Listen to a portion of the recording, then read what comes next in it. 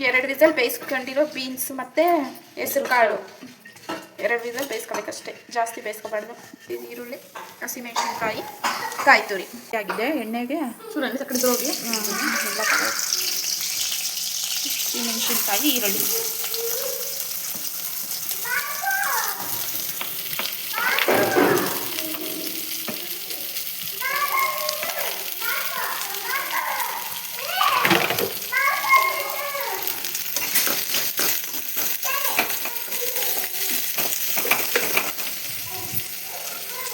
ಇದನ್ನು ಒಂದು 5 ನಿಮಿಷ ಫ್ರೈ ಮಾಡ್ಕೋಬೇಕು ಎಣ್ಣೆಯಲ್ಲಿ.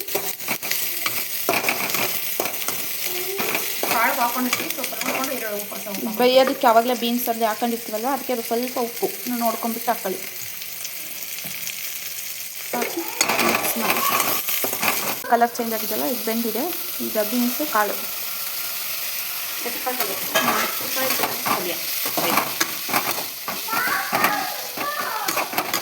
ಚೆನ್ನಾಗಿ ಗೋಸ್ಕೊಳ್ತೀವಿ.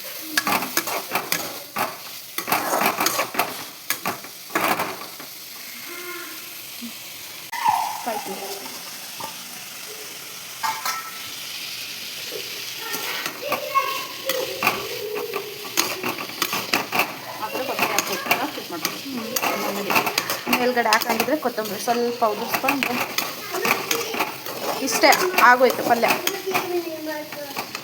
ಇಷ್ಟು ಈ ಪಲ್ಯನ ನೀವು ಮಾಡಿಕೊಂಡು ತಿನ್ನಿ.